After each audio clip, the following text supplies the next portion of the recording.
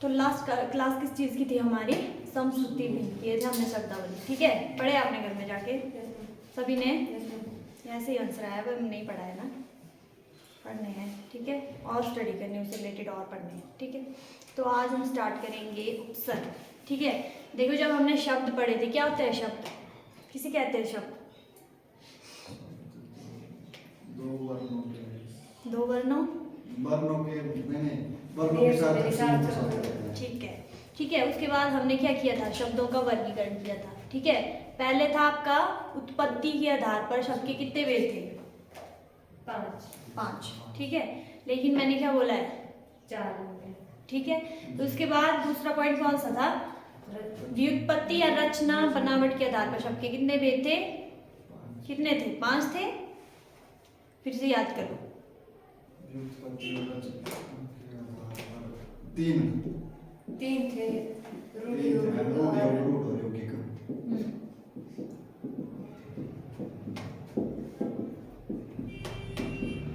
कितने थे? 3 थे, है ना? 3 थे। पहला था हमारे पास रूट, दूसरा था यौगिक और तीसरा योग। ठीक है, अब रूट शब्द क्या होते हैं? जिनके सार्थक खंड ना हो। ठीक है, और दूसरा यौगिक क्या होता है? दो शब्दों के मेल से बनते हैं। जैसे मैंने लिखा विद्यालय, हो सकता है 2 शब्दों के योग से ही बना है। ठीक है, रूट जैसे कमल लिखवाया था, है ना? इसके बाद योग रूट क्या होता है?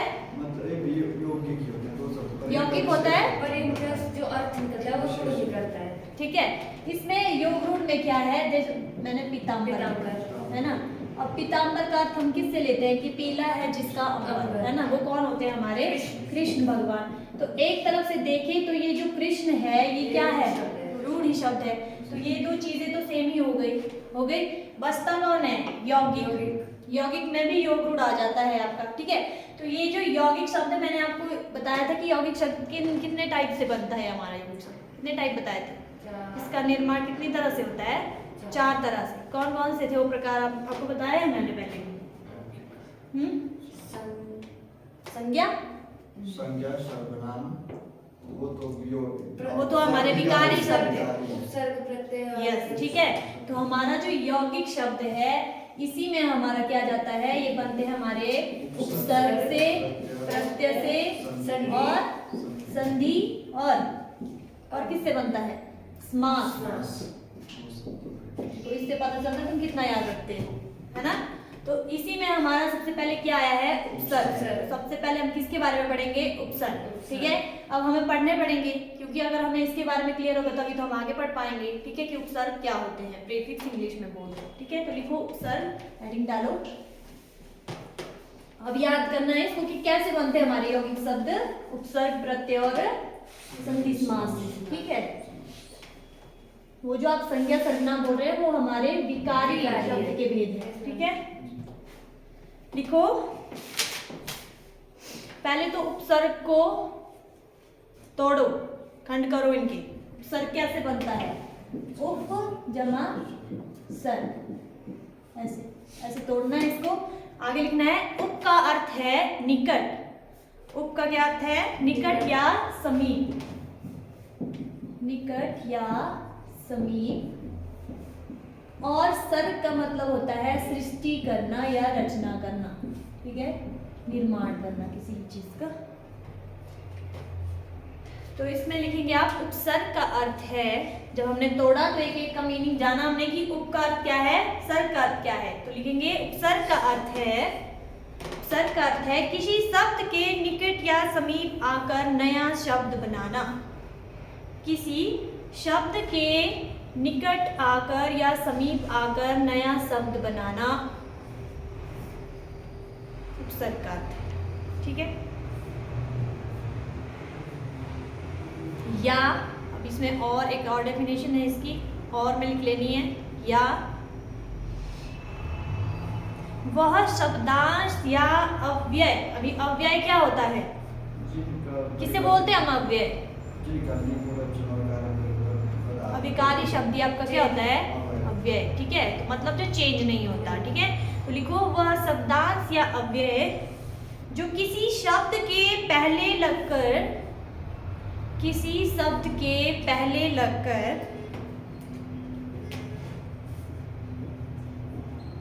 वह शब्दांश या अव्यय जो किसी शब्द या मूल शब्द भी हो सकते हैं, ठीक है, जो हमारा शब्द दिया गया होगा मूल शब्द से पहले लगकर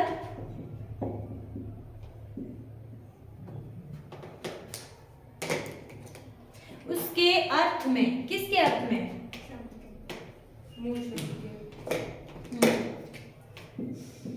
उसके अर्थ में परिवर्तन ला देता है या कर देता है, क्या कहलाता है वो, उपसर्ग।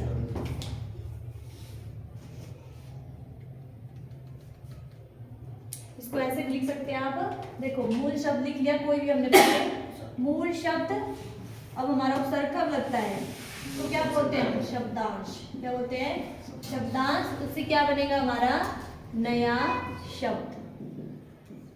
ऐसे करके लिखना इसको, देखो यहाँ पे लगा है हमारा किससे, मूल शब्द के पहले शब्दांश, ये शब्दांश क्या आता है, अव्यय, ठीक है। जैसे लिखो, जैसे मैंने लिख दिया हार, क्या लिखा मैंने, हार। अब हार का मतलब क्या आता है, विफलता, जो भी आपने समझना है, विफलता या पराजय, है ना। तो जब मैंने इस हार के पहले प्र लगा दिया, क्या लगा दिया, तो क्या बन गया ये प्रहार। अब इस प्रहार का क्या मतलब होता है, आघात करना, है ना, ठीक है। एक तो ये हो गया, दूसरा मैंने लिख दिया परिहार। अब परिहार क्या होता है, क्या बताया मैंने कल परिहार आपको, आप नहीं रखते याद, लेकिन मुझे याद है, परिहार नॉट प्रहार, नहीं, परिहार होता है त्याग करना, ठीक है, छोड़ना, त्याग करना।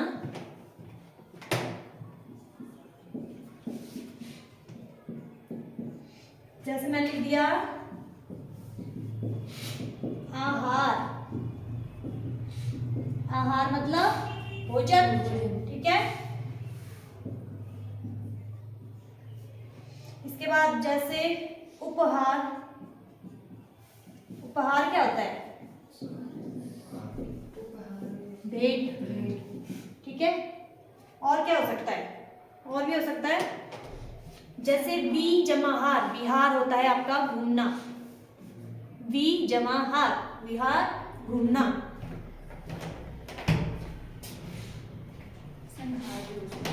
हाँ संहार, ऐसा भी हो सकता है, संहार जैसे बोलते हैं उसका होता है सम जमा हार, तो संहार, नॉट संहार, संहार, संहार। संहार मतलब क्या होता है, क्या मतलब होता है संहार का, बोलते हैं ना देवी ने संहार कर दिया, मतलब क्या किया है, मुक्ति मिल गई, जो भी आपने समझना, ठीक है। तो क्या हो गया, अब ये देख लो, ये है हमारा मूल शब्द, क्या है ये मूल शब्द, ठीक हो गया, है ना। और जब हमने आगे ये लगाया नया शब्द, मतलब शब्दांश है, ये नहीं नया शब्द, ये शब्दांश हो गया, और ये क्या हो गया हमारा नया शब्द, बना ना नया शब्द। पहले तो क्या था, ये हार ही था, हार से हम क्या समझते हैं, गले का हार या पराजय या विफलता, ठीक है। लेकिन जब हमने इसमें नया जो शब्दांश जोड़ा, ठीक है, कोई भी जोड़ दिया, चाहे इसको ले लो, परि आ उप सम, तो इससे क्या हो गया, नया शब्द बन गया, उनके अर्थ में भी क्या हो गया, परिवर्तन हो गया, है ना, मतलब विशेष अर्थ प्रकट कर रहे हैं हर एक, ठीक है। इनके साथ जो भी हम नए नए शब्दांश लगाए, वो क्या कर रहे हैं, अलग अलग अर्थ प्रकट कर रहे हैं, ठीक है। तो इस प्रकार से उपसर्ग ऐसे लगते हैं, ठीक है, ठीक है। आगे लिखो प्रायः, प्रायः। अब जब प्रायः बोलते हैं तो मतलब सभी नहीं आते उसमें, ठीक है, प्रायः मतलब मैक्सिमम कुछ आते हैं। तो प्रायः उपसर्ग विधि से बने नए शब्द, प्रायः उपसर्ग विधि से बने नए शब्द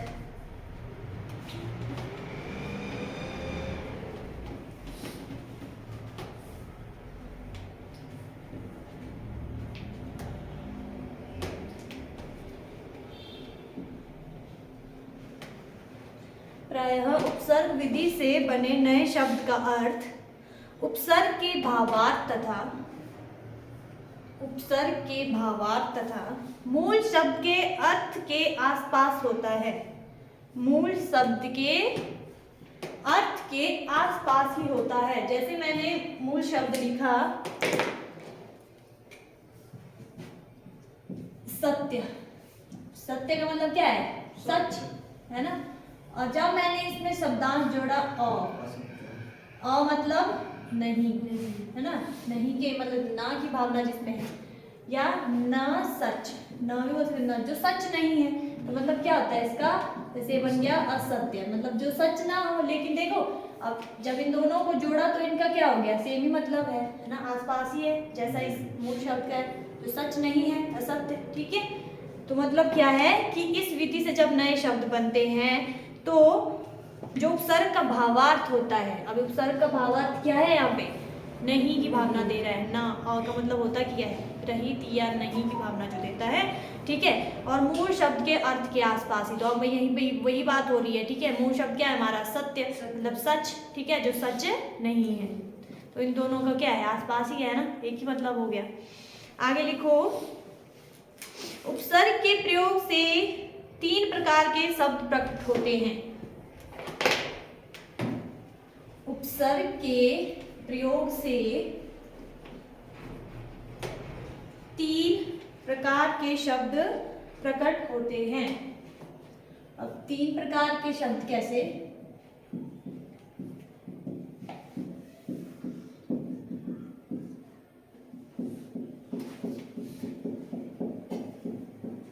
एक तो बनता है आपका विलोम शब्द। जब हम उपसर्ग लगाते हैं तो विलोम शब्द बन जाते हैं। दूसरा पर्यायवाची, और तीसरा नई विशेषता वाला शब्द।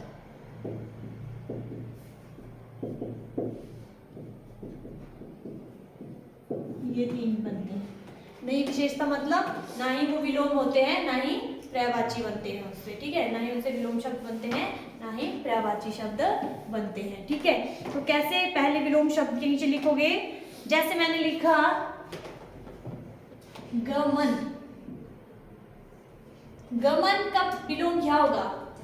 आगमन। तो हमने क्या लगाया यहाँ पे? हम पहले लिख लेंगे कि गमन का विलोम होता है आगमन। आगमन तो लगा सकती हूँ मैं यहाँ पे आप उपसर्ग, ठीक है ना। गमन का विलोम क्या हो गया? आगमन, ठीक है। जैसे मान, मान, मान का क्या होगा? अपमान, है ना, अपमान। तो यहाँ पे मैंने क्या लगा दिया? उपसर्ग, ठीक है। अप मतलब बुरा, मान क्या होता है? है? हाँ, रिस्पेक्ट, ठीक है। इसके बाद लिखो पर्यायवाची कैसे बनते हैं। जैसे भ्रमण लिख लिया मैंने, भ्रमण, तो इसका क्या हो जाएगा? घूमना टहलना जो भी है, लेकिन परिभ्रमण भी तो यही है, इसका मतलब यही होता है। मतलब क्या होता है पर्यायवाची? मतलब अर्थ एक ही हो, है ना। तो परि उपसर्ग लग गया यहाँ पे, परिजमा भ्रमण, परिभ्रमण, ठीक है।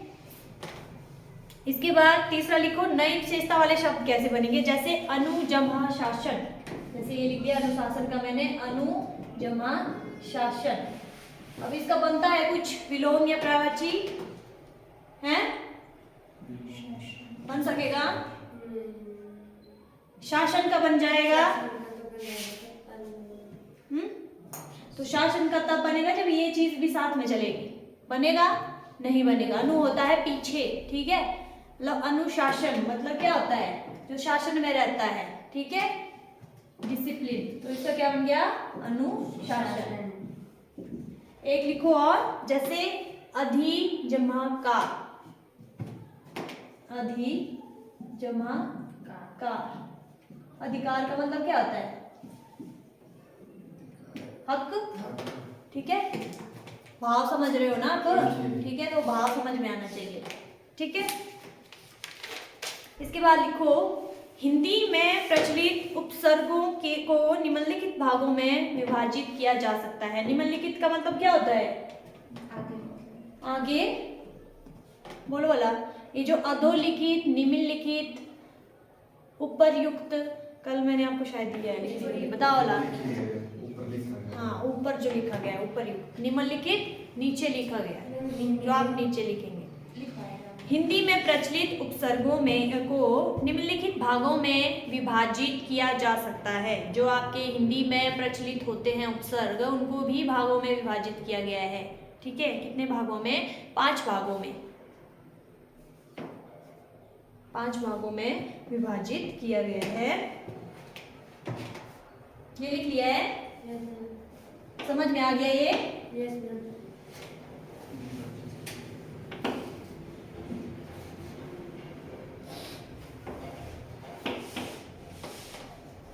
पहला है आपका संस्कृत के उपसर्ग। पहला, कितने होते हैं संस्कृत के उपसर्ग? अब इनकी संख्या भी याद रखनी है, कई बार हो सकता है एग्जाम में यहाँ जाए।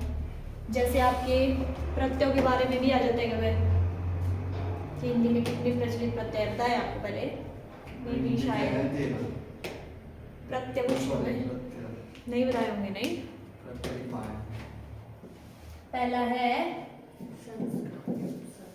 संस्कृत के उपसर्ग, वो है आपके 22, 13 हिंदी। दूसरा है हिंदी के उपसर्ग, पहले लिखवा लेती हूँ फिर करवाती हूँ इनको। वो है आपके 13। उसके बाद लिखो उर्दू या ब्रैकेट में अरबी फारसी लिखना है, इसमें आ जाते हैं अरबी भी, उर्दू ब्रैकेट अरबी और फारसी के उपसर्ग ये होते हैं आपके 19। और चौथा है अंग्रेजी के उपसर्ग, इनकी संख्या नहीं बताई गई है, सिर्फ याद ही रखने कौन कौन से हैं।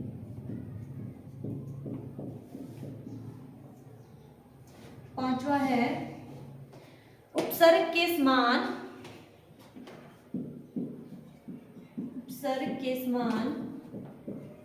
प्रयुक्त होने वाले संस्कृत के अव्यय।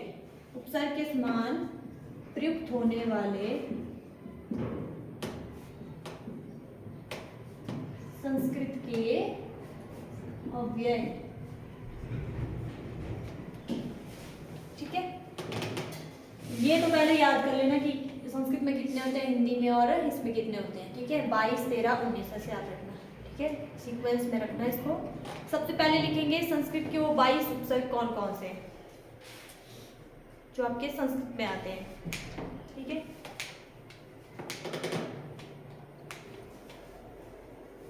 सबसे पहला है आपका अति।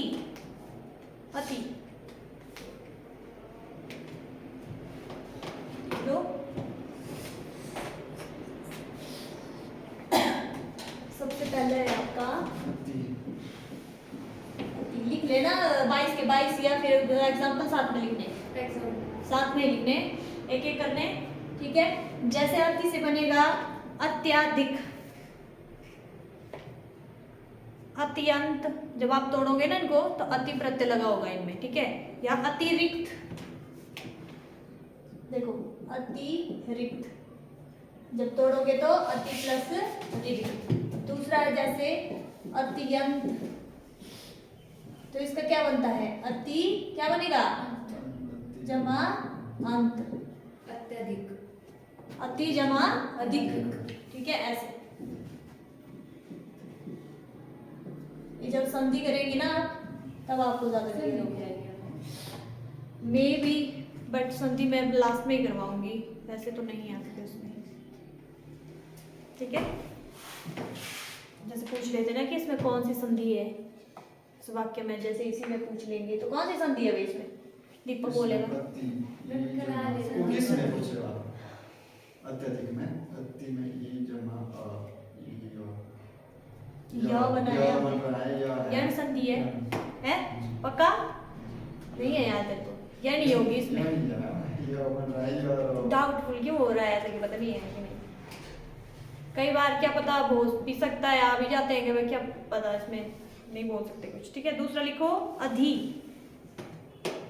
दूसरा अधि। अब अति का मतलब क्या होता है? अधिक। ठीक है, अति का मतलब साथ में लिख लेना है, अधिक। अति का मतलब अधिक। अधि का मतलब होता है श्रेष्ठ या ऊंचा। श्रेष्ठ, ऊंचा, प्रधान, मुख्य, है ना, मतलब हेड जो होता है श्रेष्ठ। ठीक है, ये अधि का मतलब होता है। तो अधि से क्या बन जाएगा? अधिकार, अधिपति, अधिनायक, अध्ययन। अब अध्ययन को तोड़ो जरा।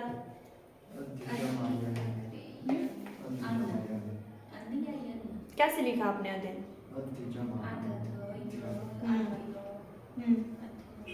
अध्यक्ष, अधिजमा अक्ष, अध्यक्ष। ठीक है, इसके बाद लिखो अनु। तीसरा अनु। अनु मतलब पीछे, समान या पश्चात, मतलब पीछे। ठीक है, साथ में अर्थ भी लिखते जाना इनके। ये लिख दिया।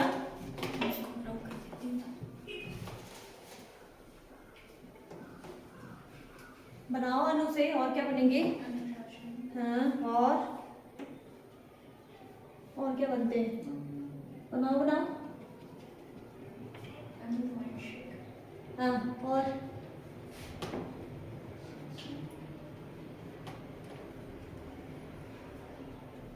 दिमाग थोड़ा ज्यादा यूज किया करो। अब क्रिएटिविटी होनी चाहिए इसमें, सोचने।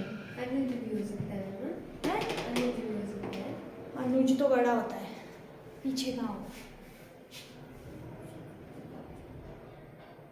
अनुयायी होता है। अनुकरण, अनुसार। अनुकरण का मतलब क्या होता है? अनुकरण जो आप सीख रहे होते हैं, क्या अनुकरण करना। ठीक है, जैसा आपको बोलते हैं आप उसको सुनते हैं, करते हैं। ठीक है, वो अनुकरण। लिख लिए। अनुरूप, अनुमान भी हो सकता है। हो सकता है।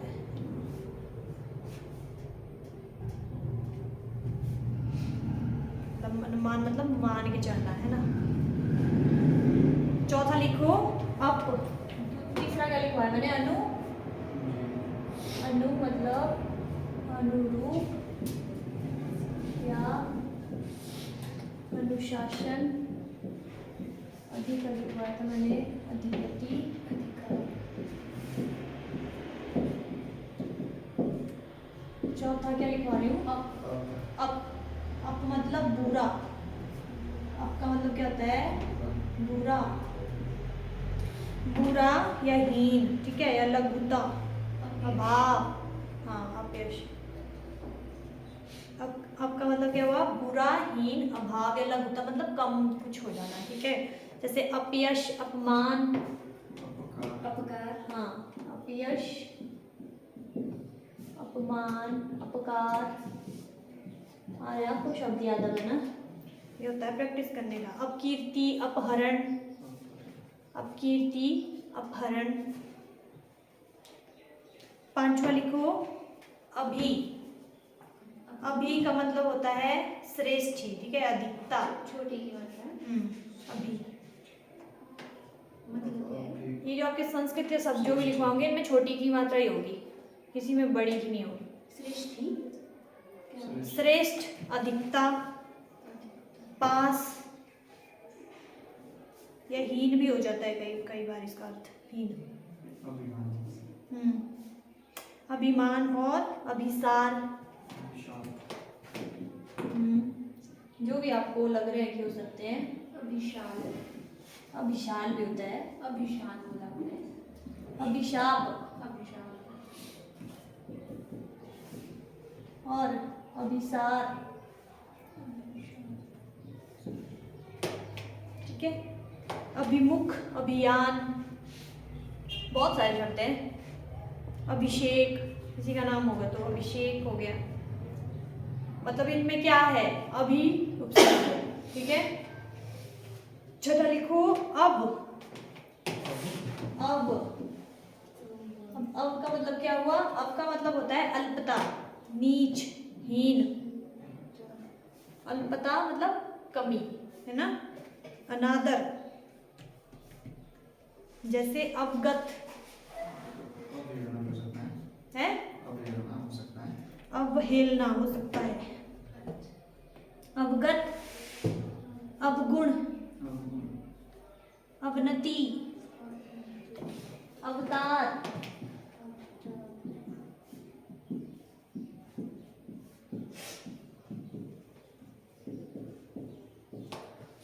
और क्या हो सकता है, अवतरण। अवतरण क्या होता है,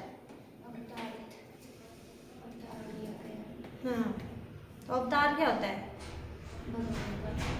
मतलब क्या है, अवतार का क्या मतलब होता है, प्रकट हो जाना होता है ना। आ, सातवां है आपका आ का मतलब है तक। जैसे हम पर्यंत बोलते हैं ना, तक, जीवन तक, है ना, या जीवन भर।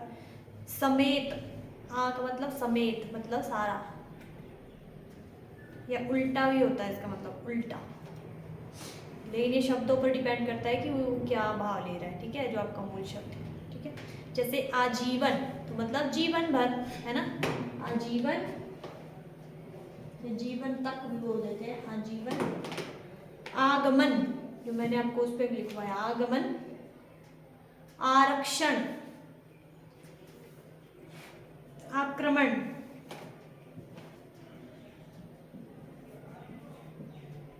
आजन्म, आमरण, बहुत सारे हैं। आदान,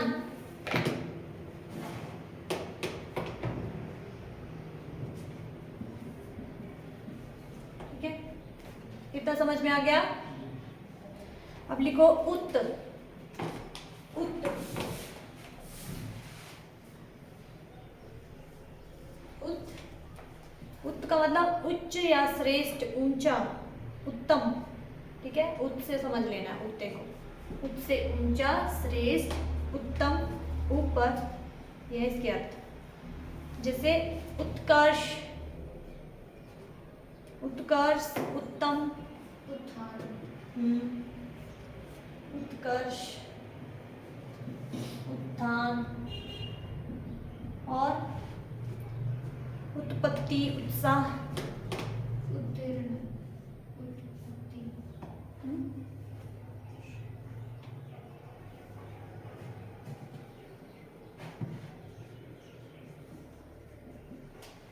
इसके बाद लिखो अगला उद। उद का मतलब भी ऊपर ही होता है, या उत्कर्ष, मतलब उत्कर्ष से मतलब उत्तम, जो भी है, उत्तम श्रेष्ठ, ये भी इसके मतलब होते हैं। जैसे उद्गम,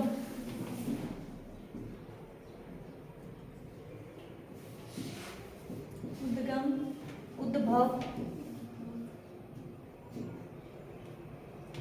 उद्घाटन, ठीक है। इसके बाद आगे लिखो अप। देखो, इनको करवाने का मतलब बोरिंग तो नहीं लग रहा है आपको, इनको करवाने का यही मतलब है, ताकि जब आपसे आपकी क्या होगी, वर्ड भी जान पाओगे आप, है ना, शब्दों का पता लग जाएगा, और उसमें पता लग जाएगा कि कौन सा प्रत्यय, सॉरी, उपसर्ग है उसमें, ठीक है। ये मतलब होता है इनको करवाने का। अब तो कर लिया आपने। अब कर दिया पूरा। क्या बोला मैंने, अब तो उप, नॉट अप, उप। उप मतलब निकटता या सदृश, मतलब जो हमें दिखाई देता है, ठीक है, निकटता या सदृश। जैसे उपभेद,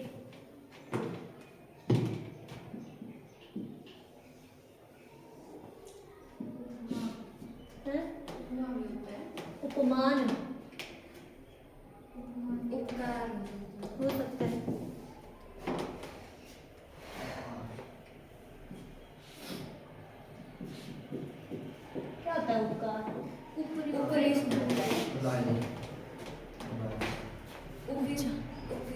उपयुक्त हो जाता है, जो आपको लग रहा है लिख लो, क्यों नहीं होगा, होगा, ठीक है। उपहार, उपभवन, उपदेश, जो जो आपको लगता है कि हो सकता है उनको लिख लो, ठीक है। इससे बहुत सारे बनते हैं, ऐसा नहीं एक दो बनते हैं। इसके बाद लिखो दूर, दूर, दूर का मतलब होता है बुरा, कठिन या हीन, बुरा, दूर। अब दूर से क्या, दुराचार, दुर्गम, दुर्दशा,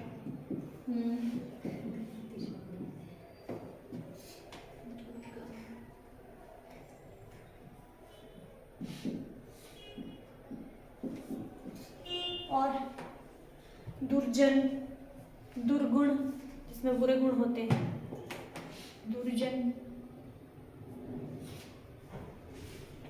आगे लिखो दुस, दुस,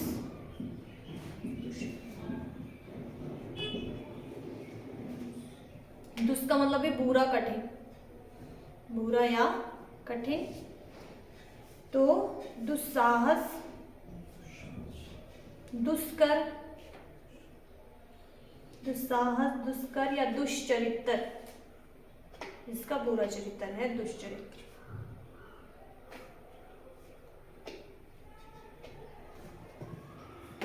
इसमें आदर्श और दुस्साहस, यहाँ दुष्चरित्र, ऐसे हो जाएगा दुष्चरित्र। और क्या लिखवाया मैंने, दुश्मन, दुष्कर, हाँ दुश्मन भी हो जाता है, दुष्कर, का विशाल करवाया, दुष्कर, दुशासन, हाँ जी बिल्कुल है, स्पेलिंग कैसे रहेगी? स्पेलिंग है, षटकोण वाला। हाँ, तो इसमें जो षटकोण वाला ही आएगा।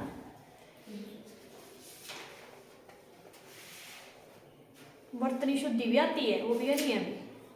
वर्तनी शुद्धि मतलब ऐसे जब हम तुम्हारे स्पेलिंग शब्द बोलते हैं, नहीं स्पेलिंग इंग्लिश में बोलते हैं, ठीक है। तो वो भी आता है कि कौन सा सही है कौन सा गलत है, उसमें छोटी छोटी मिस्टेक्स होती है जो हम पकड़ नहीं पाते, वो भी करने हैं। तो उनकी प्रैक्टिस खुद से भी करनी है, ऐसा नहीं कि भैया ही करवाएंगे तभी करना, ठीक है। वो भी आता है क्वेश्चन उसमें से। आगे लिखो निर, निर, निर का मतलब भी बिना, बाहर, अलग अलग मतलब हो जाते हैं, बिना हो जाता है, बाहर। निषेध, ना की भावना, रहित मतलब कमी, ठीक है। जैसे निरोग, नॉट निरोग, यहाँ निरोग नहीं आएगा, क्यों नहीं आएगा निरोग, नी जमा रोग है यहाँ पे, तो यहाँ पे नी आएगा उपसर्ग, ठीक है। तो यहाँ पे देखो मैं खुद ही कंफ्यूज हो जा रही हूँ, ठीक है। निरोग कैसे आएगा, नीर थोड़ी है यहाँ पे, ठीक है, निरोग नहीं होगा, ठीक है। इसमें आएगा निर्जन, निर्भय, निर्जन, निर्भय, निर्बल, निर्मल, निर्मल भी आएगा। हाँ जी निर्मल, देखो आधार आ रहा है, लग रहा है ना ऊपर, निर्जन ऐसे, आधार ना, सॉरी रॉ, निर्गुण, निर्गुण भी आ जाएगा जिसमें गुणों की कमी है, ठीक है।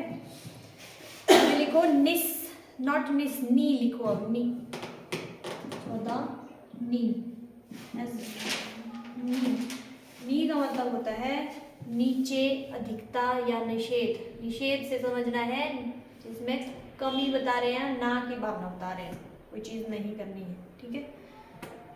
नी, तो अब आएगा यहाँ पे नी से क्या, निरोग, ठीक है, निरोग। निदान,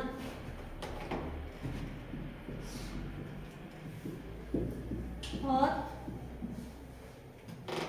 एक आता है निषेध भी आ जाएगा, निषेध भी आ जाता है, नियोग, निपात आएगा, निपात, निषेध,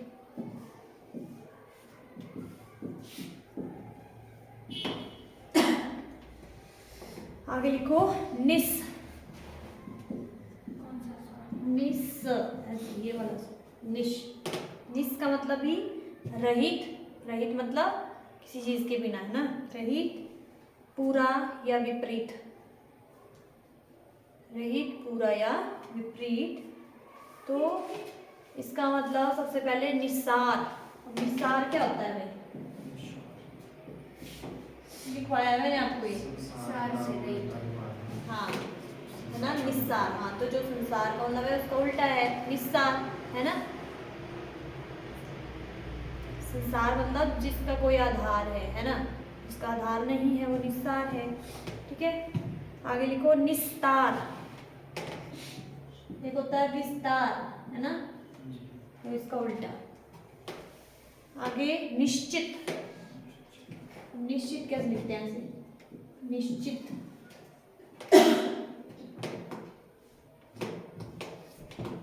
निष्कर्ष।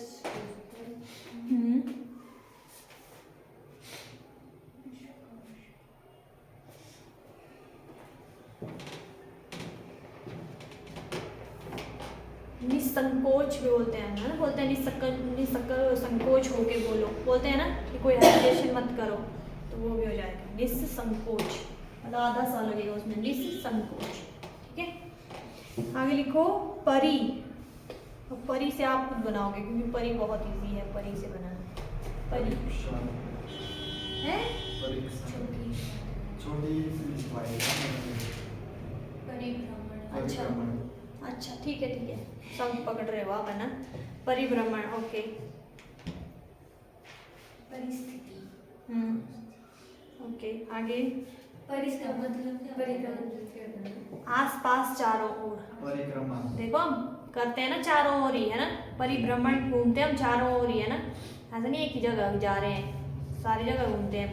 परिभ्रमण, टहलना, चलना। ठीक है, परिपूर्ण, परिमाण, परिणाम, कितने सारे शब्द हैं। परिकल्पना, सॉरी परा है उसमें, नॉट परी।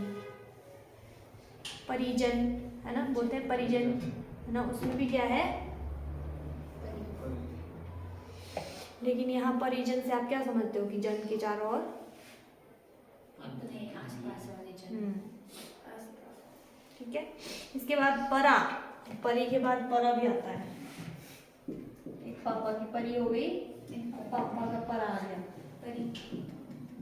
यहाँ आएगा वो पराक्रम। हाँ, पराक्रम। और परा का मतलब होता है उल्टा, पीछे या अनादर करना, पराया, है ना, उल्टा, पीछे, अनादर या पराया, परा का मतलब है। इसमें पराजय, है ना, एक पराजय हो गया। पराधीन, पराधीन यानी दूसरों के अधीन, है ना, पराधीन। पराभव मतलब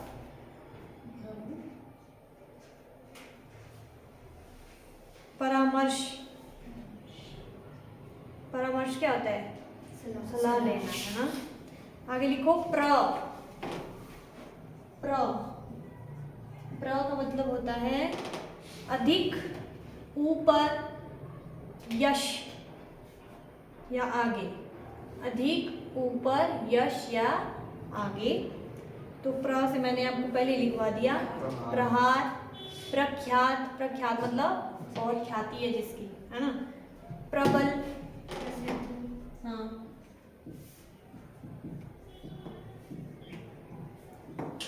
ठीक है। वहाँ पे प्रत्येक, प्रति जमा एक, ठीक है। आगे प्रस्थान, प्रकृति। प्रस्थान क्या होता है? प्रस्थान निकलना, हाँ, प्रकृति, प्रचार, प्रचार, ठीक है।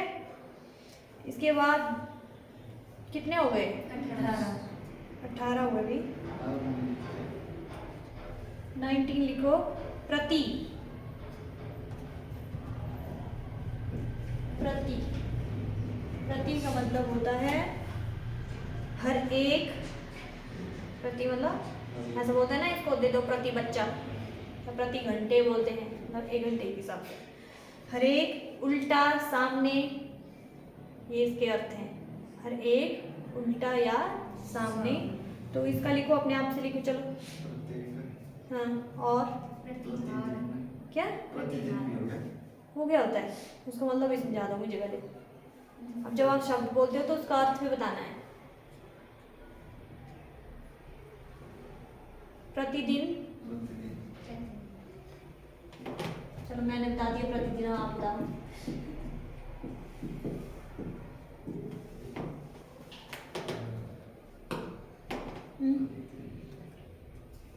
प्रत्याधिक वो क्या होता है, वो तो अत्यधिक होता है। प्रतिदिन प्रतिदिन, प्रतीक्षा प्रतीक्षा प्रतीक्षा, प्रतीक्षा तो छोटी की मात्रा है बड़ी, प्रतीक्षा और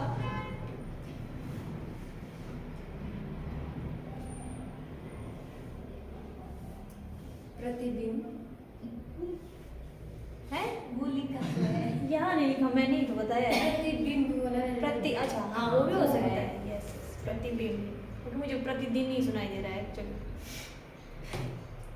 ठीक है, प्रतिकूल मतलब उल्टा प्रभाव पड़ना, ठीक है, प्रतिकूल।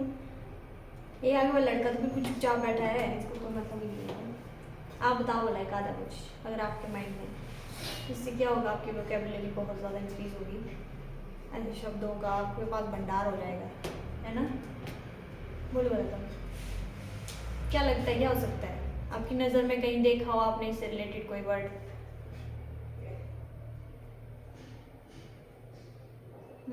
प्रतिष्ठा वेरी मच। देखो, तो ऐसे दिमाग पे जोर डाला करो थोड़ा, ऐसा नहीं कि यहाँ यहाँ बता रहे हैं और हमें कोई लेना देना नहीं, उससे हमने तो लिखना ही है, वो वाली चीज़ नहीं होनी चाहिए। जितना आप पार्टिसिपेट करोगे, जितना आप अपना दिमाग घुमाओगे, उतना आपके लिए बेटर है, ठीक है। प्रतिज्ञा हो सकता है,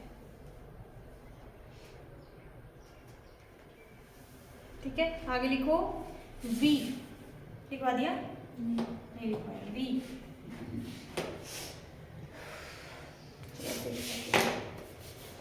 वी, वी का मतलब क्या होता है, भिन्नता या विशेष, भिन्नता मतलब अलग, ठीक है, भिन्नता या विशेष। अब इससे बनाओ जरा शब्द, विचार हाँ, विकार यस, विनाश हाँ, विशेष यस, ये भी हो जाएगा। लिखो लिखो, इनको लिखते जाओ, साथ साथ में जितना बोल रहे हो उनको लिखो। विलय हाँ, बहुत सारे शब्द हैं इससे तो। विस्तार होगा ना विस्तार, विस्तार नहीं, विफलता हो सकता है, विफल भी बन जाता है इसका। एक विख्यात प्रख्यात लिखवाएगा ऊपर, किसका विख्यात होगा इसमें, हो जाएगा, विख्यात।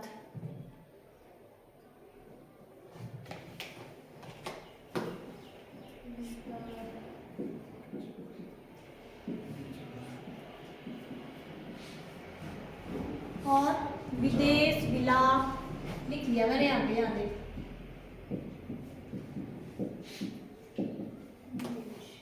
विलाप, विलाप क्या होता है, हाँ, ठीक है, विनाश, विमुख, ठीक है, ये सारे हो गए। अभी 21वां है आपका सम, सम, सम का मतलब होता है पूर्णता, पूर्णता नहीं, कंप्लीट, ठीक है, पूर्णता, संयोग, संयोग, अच्छा या साथ, ये अर्थ हुए सम के। जैसे, जैसे बोलो, समानता है नहीं, समान होगा सामंजस्य, हाँ, सम्मान हो जाएगा। सम्मान,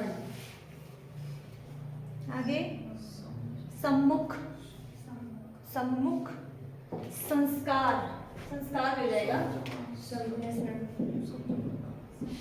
अच्छे संस्कार मतलब संयोगिक, संयोग, संभव, और संगम, संगम, ठीक है, इस प्रकार से। लास्ट लिखो, कितने लिखवाए मैंने? 22 है पूरे, ठीक है। लास्ट है आपका सु। सु मतलब अधिक या अच्छा। सु, सु मतलब अधिक या अच्छा। जैसे सुंदर, हाँ, सुस्वागत, स्वागत, सुजन, अच्छे जन, ठीक है। सुबल, हाँ, सुयोग या सुयोग्य भी हो जाता है ना? सुयोग्य, सुगम,